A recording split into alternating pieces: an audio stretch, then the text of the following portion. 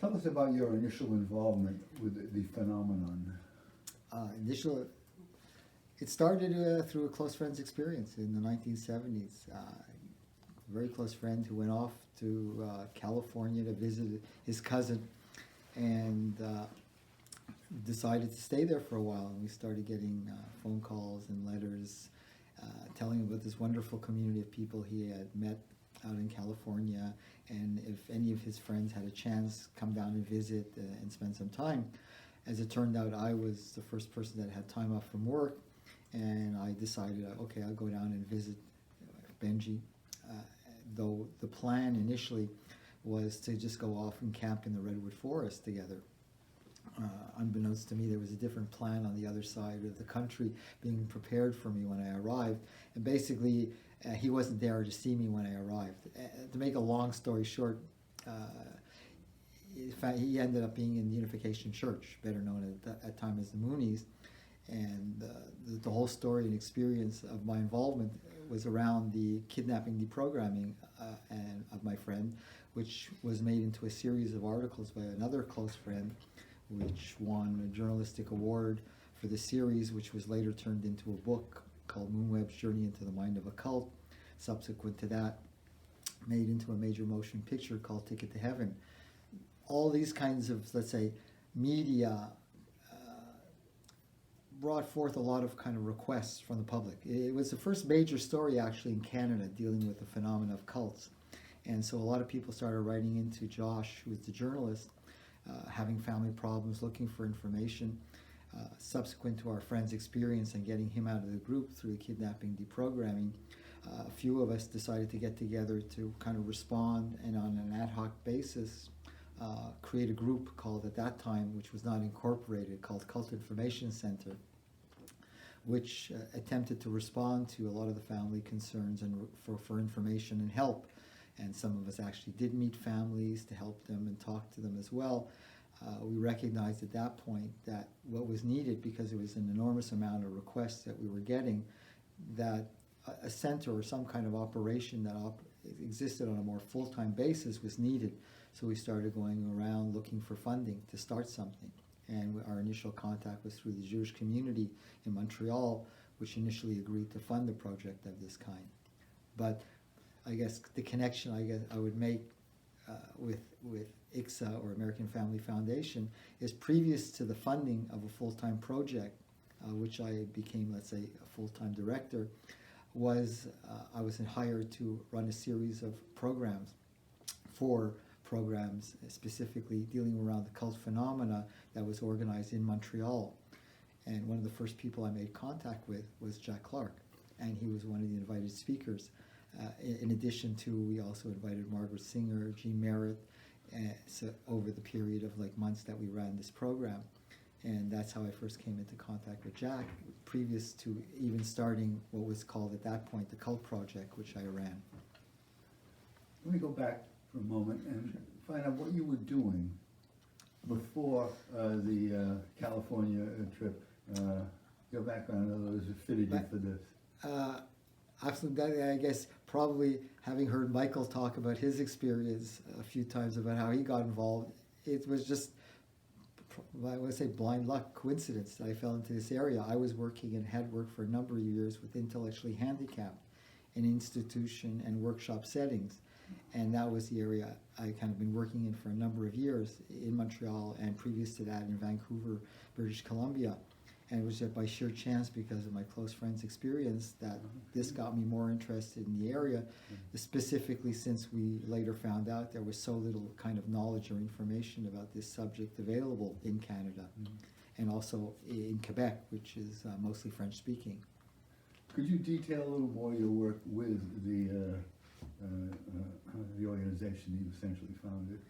A lot of it initially, and that's where I guess, stepping back to, let's say, after almost 40 years, is that there's been an evolution in terms of the work. Initially, and which is still maintained throughout the years, is helping and working with families and former members in terms of responding to their needs for whether it be assistance, support services, more information about the subject, different strategies or approaches to use. and also collecting information. One of our goals and interests was always to accumulate information from different sources. So we started, even from when we first started in 1980, starting to collect as much as possible that was available, that was written on this issue. Interesting thing at that point was it was pretty easy, one would say to a degree, to keep track of everything that was coming out in the area, books or literature, because there wasn't very much. And so our library at that point was reflective of, I'd say, the amount of information that was available at that time. If I were to jump forward now, it's almost impossible to have the time to read it, all the information that's coming out, whether it be books or journals and scholarly articles on the subject. But initially, a lot of the work was around information and helping families. We were also, to portray, I guess, an accurate description of our history, much more kind of an aggressive kind of organization in terms of reacting or responding to certain movements, because I remember we did, organize with families, because a lot of the organization was supported and helped by families who had members in groups or who had members in different cultic groups. And so we were much more of kind of a group that reacted, and so at times we would have demonstrations when certain groups were holding public events, which, looking back, I think we've changed in terms of the views. To a certain degree, the initial views of the phenomena were pretty much represented what often would see in the media, kind of much more of a black and white kind of perception of the issue. And so in many ways, that's how we reacted when we were dealing with groups. And so we had very little contact with some of the controversial groups or cult groups. I say very little because we did have some. Some of it was because they complained about what we were doing and how we functioned. But nonetheless, I do recall having meetings even with members of certain groups at that time.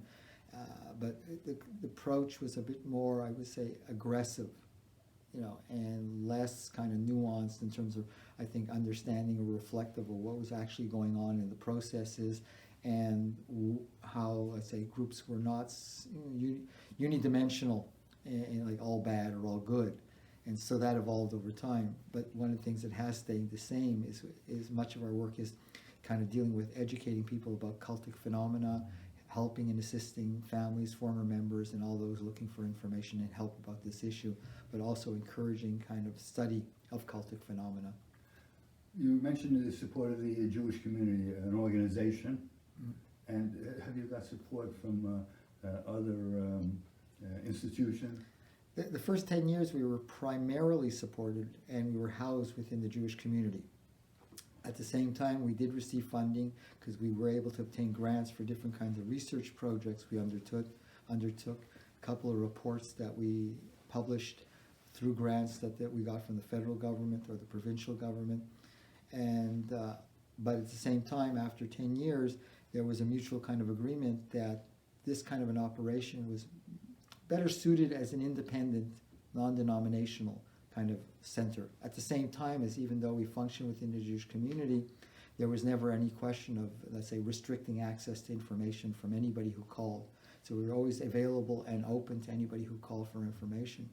But in 1990, we became a totally independent organization. That's when Info-Cult as a name officially started, Info-Secte in French, and became totally independent and funded primarily by the Ministry of Health and Social Services of the Quebec government, in addition to donations and some fee-for-services.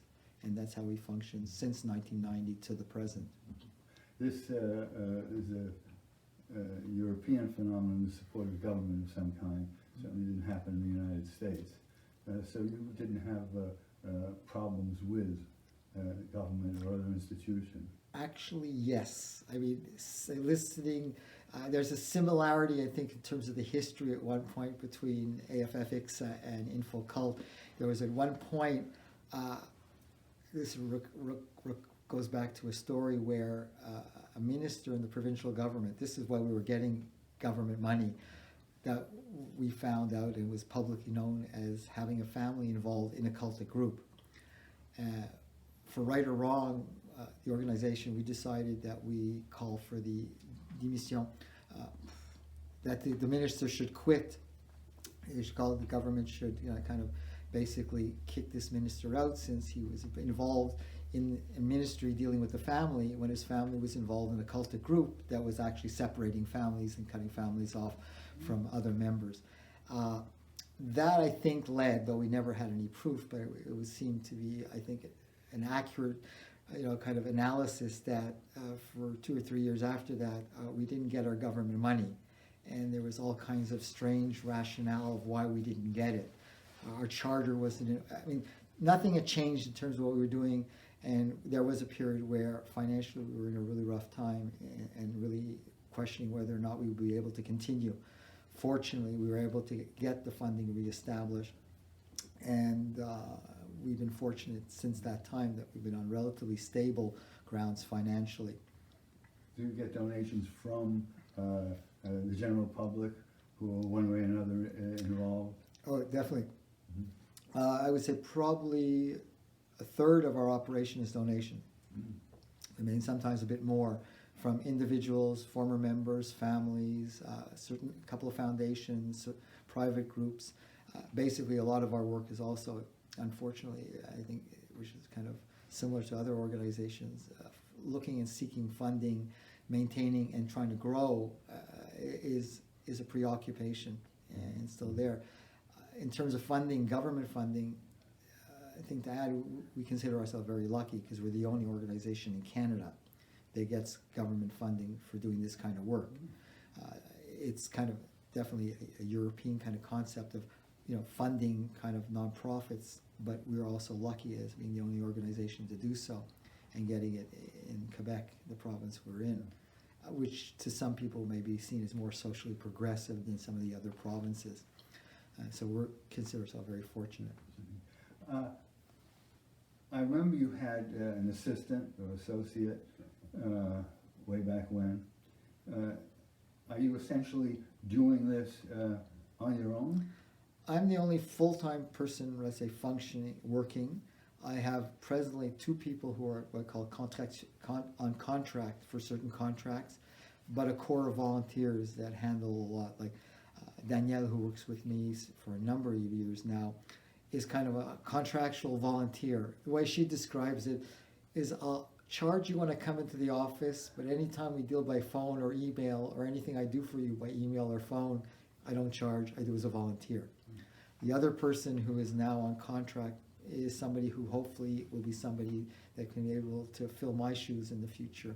And additionally, hopefully, will get us sufficient funding to grow the organization in terms of staffing. Because I think the reality, and I think the reality for our types of organizations, is volunteers are essential, but having full-time staff that are aware of all the complexities and ins and outs of this issue, it's paramount to have somebody like that, because I don't think you can have, and I'll give you an example. I recall we used to have a secretary who worked on a grant who we told, this is your role, this is your job, that we found was giving advice to people and families, and we're going, wait a second, that's not your role, this is not your qualifications. So it's a need to have, I think, people who are skilled, qualified, understand the nuance, complexities in this issue, and that are not caught up necessarily in kind of, let's say, a need to react aggressively, or neither to react too, kind of laid back, but recognize that, every situation is different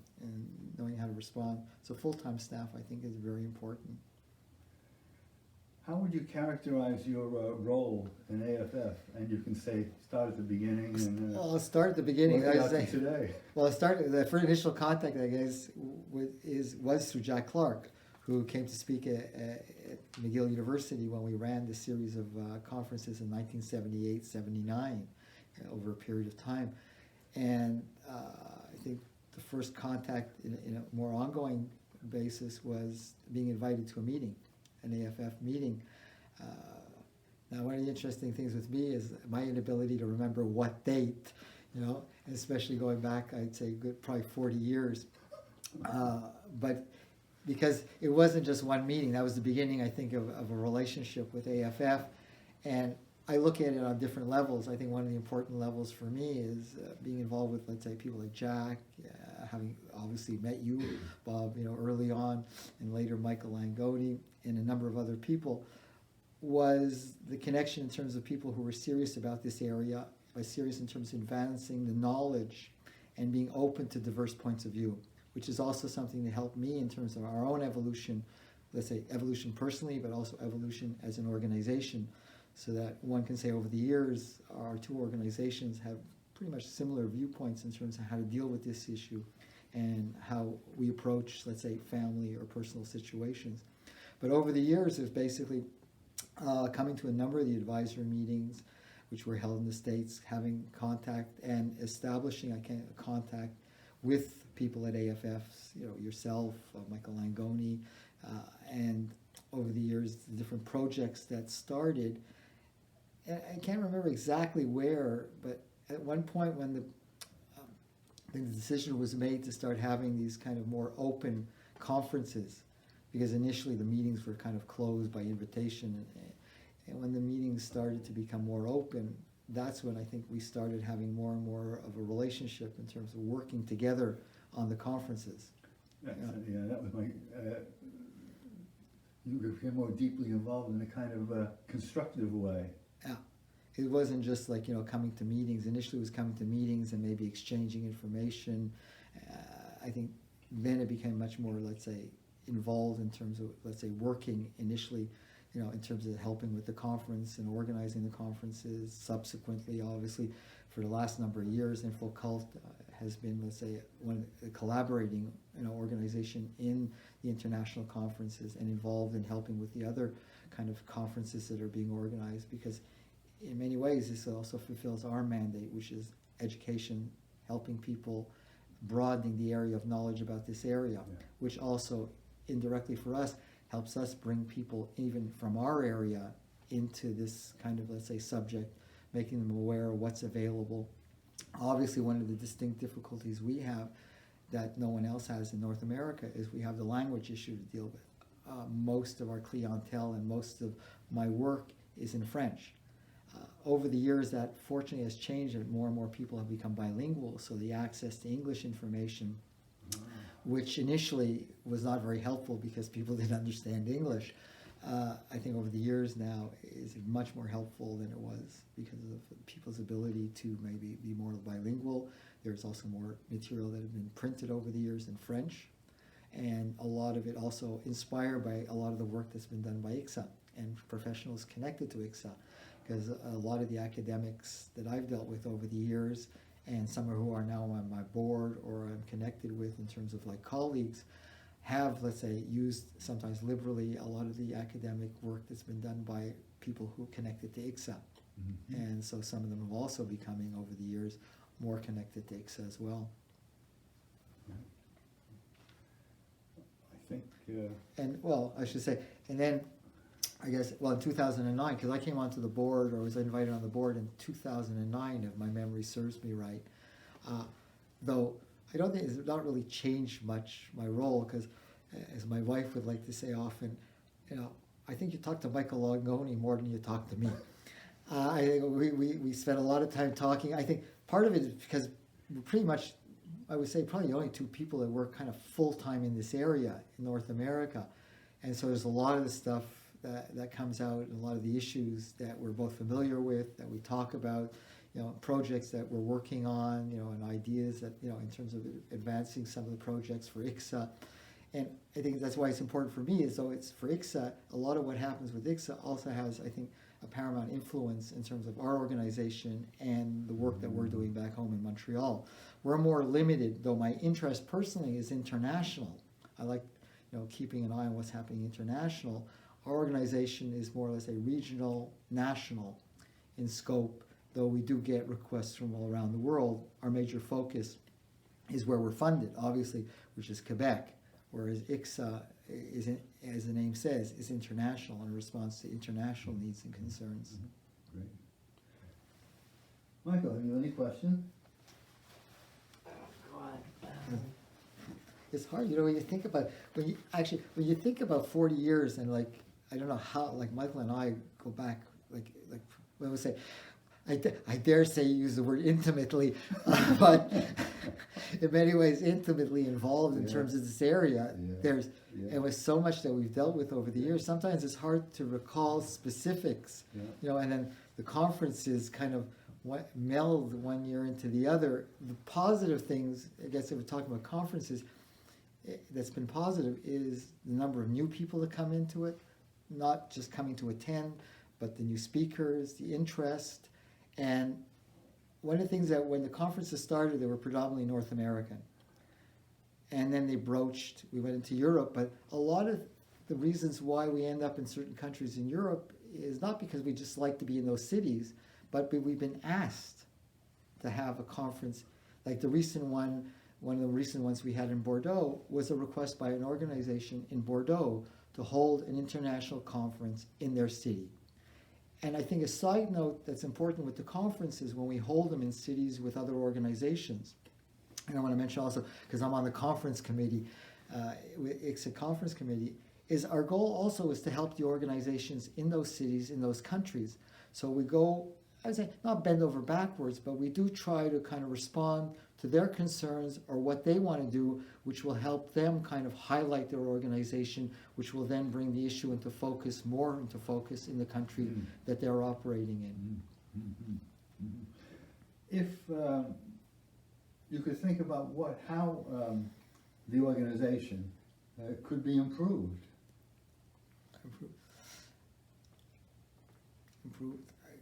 I guess the thing is, when you ask me that question, I always reflect on the same thing I do about my organization. Give me more money, and I can have tons of ideas of where we can improve things, because that's the bottom line. I mean, there's no lack of ideas. How to implement them? Who's going to implement them? Those have always been the issue. Sometimes I look at our organization, and I think Michael probably feels the same way.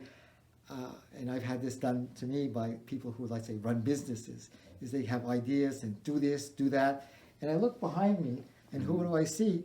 A reflection of myself in the mirror. So it's basically going to fall on shoulders. My wife says she hates people who say, you oughta. Yeah.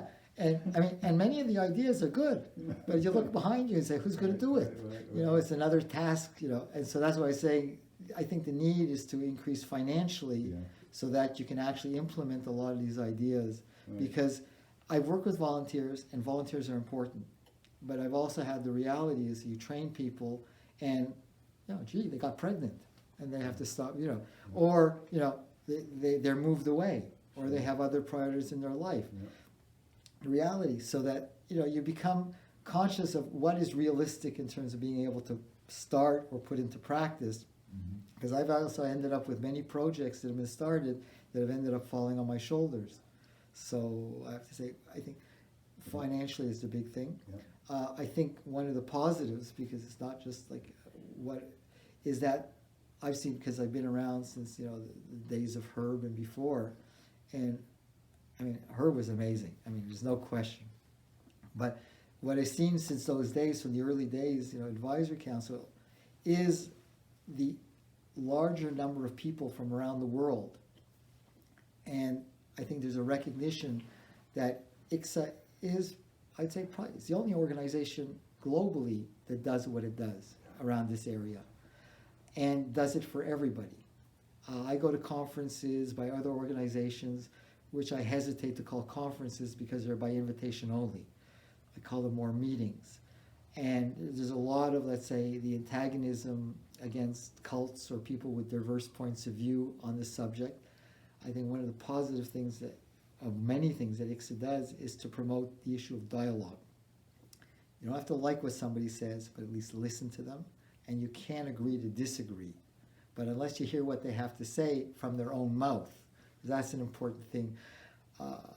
I've been in this area a long time, and I can't say how many times people said, I've heard that, or so-and-so is, or doing X, Y, Z. And I said, do you know that personally? No, I heard it from someone else. The same thing I would say to people who sometimes accuse us of doing things they don't like. Do you know that from first-hand knowledge, or are you just taking it from other sources? Check it out yourself. And I think one of the things that ICSA you know, and that we do as well, is to encourage people, check it out for yourself, get firsthand information, and recognize that not everybody's going to have the same point of view. But if you're going to only hang around with people with the same point of view, it's highly unlikely you're going to let any kind of different perspectives or ideas enter into your world. And if you do that, the big question is, what have you become? And you may become what you claim to be opposing or fighting against.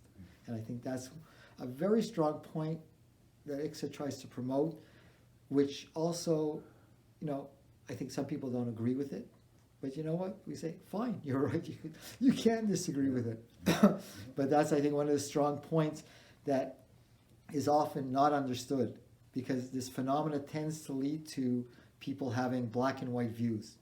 You know, groups are good or they're bad. You know, you agree with me or you don't agree with me, rather than kind of encouraging the dialogue, discussion, and looking at ultimately what is your real goal. And you know, if you're trying to help people, how do you really end up helping them if you become too close-minded? Terrific. On the dialogue issue, why don't you talk a little bit about those annual meetings you've had with organizations and cultic groups, and contrast what you've learned through those meetings with what many people thought in 1980 and 81. Since 2009, Info-Cult, along with Inform, the Belgian Government Center CSA, and the Swiss Center CICSA, Centre Intercantonal, have been getting together for kind of 1 or 2 day meetings often. And these are all groups with kind of different kind of perspectives. Inform is the one run by Eileen Barker. The Belgian Government Center is a government center that's been created by an act of the Belgian government parliament.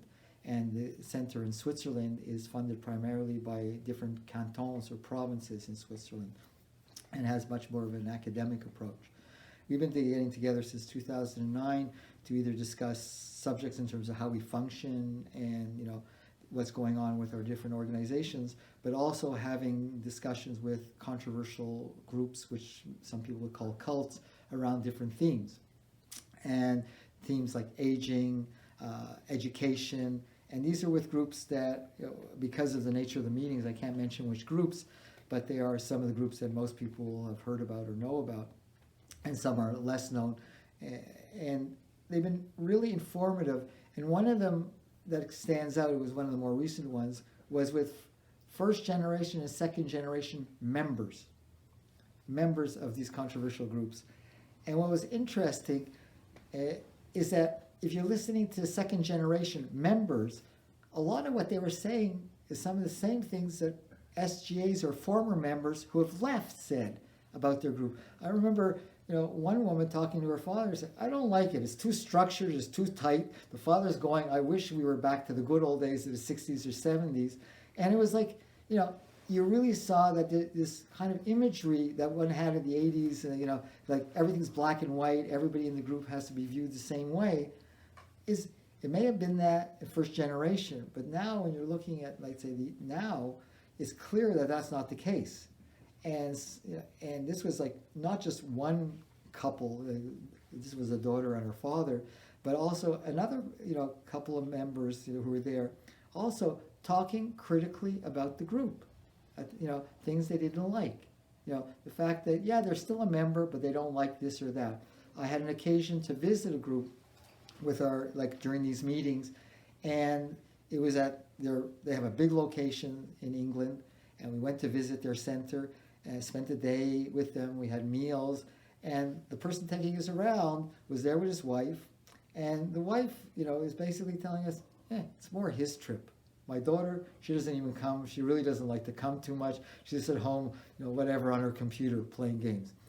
So you realize, you know, this imagery of, like, groups are cults, and therefore everybody functions within it the same way, was not realistic, was definitely not realistic today, and probably not very realistic in terms of the imagery of the early days either, that there was a much more diverse kind of, let's say, behavior, or let's say membership, you know, or people like living within a group than previously perceived. And that was illuminating. You know, at the same time, another session, and actually question asked by somebody who some people don't like and see as a apologist, who tends to be much more confrontational with some of the groups than I am, and basically said, because it was on the topic of aging, and she said to one of the group members, what is your group doing for people who are old? And basically she answered the same question, doing nothing. There's nothing in place. If these people become 60, 65 years of age, you have nothing in place for them to retire. There's no health care, and very pointed. So that it was like, quite illuminating that people's perception at the same time of people who are seen as pro-cult are not always as pro-cult as they maybe like to believe. The reality is there's a much more kind of middle-of-the-road, nuanced view on this issue. And that's one of the things. But it's been very informative because I met with a lot of groups over the years, and that's one of the things that I'm open to doing. I have no problem.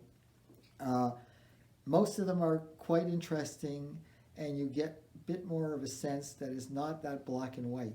However, there's been a couple of groups that I've met who you figure you're stuck back in the 60s and 70s. They're just as dogmatic, just as like true believer as they were like 30, 40 years ago. Just to reiterate that I think things are not that black and white and simple. Mm-hmm. That's why I think the adage we often say is, I think ICSA says the same thing, is you got to look at groups one by one, and you got to look at individuals within the groups on a one by one basis, and stay away from generalizing. So these meetings have been very informative as well, but at the same time, I think enables some of our views to be, let's say, shared with those who don't necessarily see things the same way either. And there's been more, and I'm just going to switch back to ICSA because I think one of the things that's important to mention is over the years there have been more and more of the academics, sociologists, people who've been perceived by some as pro-cult, who've come to conferences, who have contact with us, who have dialogue, and I think that's important. Like I said, you don't have to agree with them, but at the same time as you do want to share one's, your own concerns, and recognize that there are areas where we can overlap on, and maybe areas where we can't. Is that what? Right. One final question. Yeah. Does ADFI still exist? ADFI, a lot of the organizations, ADFI, Union ADFI, which still exists, the CCMM, which is a group in France in the early days, still exists. Yeah, they're all still around, but predominantly, which is, and I probably should add, and I don't think Michael mentioned it either, one of the interesting things, if you look at the phenomena and you go to different conferences, which I do in Europe, and I think Michael has gone as well, and others, is that ICSA participants are not all old. And I say that only because there's a whole younger generation of people getting involved and concerned by this area, people who come out who are former members who are involved, kind of gotten, let's say, degrees, and continue to maintain an interest in this area. So it's not just people my age, and Michael's age or your age, Bob, that are there, but it's a younger group of people who are also interested and want to take on the reins of getting involved and pushing this issue ahead.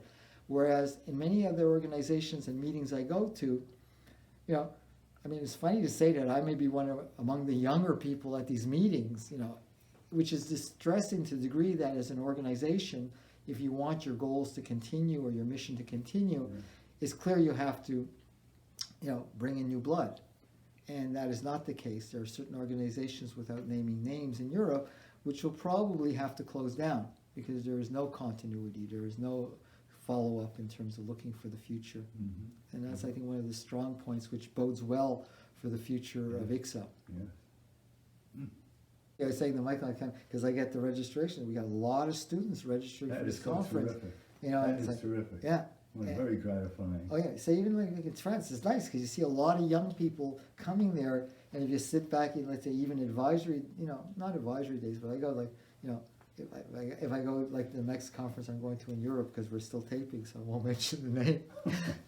It's basically people 60s, 70s, and up, and and unfortunately, many of them, because they're closed meetings, it's a regurgitation of old ideas, old concepts. Sure. Sometimes I feel like I'm back in the 70s. Yeah. You know, some of the same stories, some of the same imagery, but also some of the speakers talking about the 70s and 80s like it's going on today. Mm-hmm. You know, it's like I don't know if it's a question of being so out of touch or with the difficulty to be able to assess that maybe things have changed and that I've got to change, you know, my views as well. Well, that's I mean, I not- know somebody who I deal with every so often in Europe, and he probably gives the same talk he gave, you know, 30, 40 years ago. Yeah.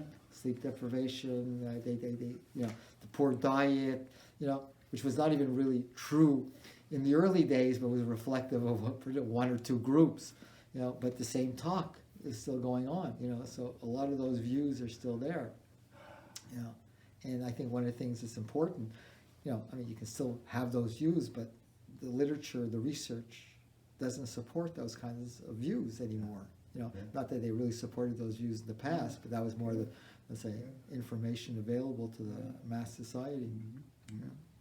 Do you think ICSA's 4 constituencies helps contribute to that, the interaction? Well, that's an interesting thing we don't touch on, actually. The fact that ICSA conferences are totally different from other conferences. If you're a psychologist, you're going to a conference of psychologists. Who are you going to be? Psychologists. Doctor, you're going to a medical convention, only doctors. ICSA conferences, you probably can get people, besides the 4 constituencies, you know, which is often repeated, is like, you know, dealing with mental health, you know, researchers, former members and families. You know, you can have people from all sectors of society coming, because you also have group members that come to conferences as well. You'll have media there.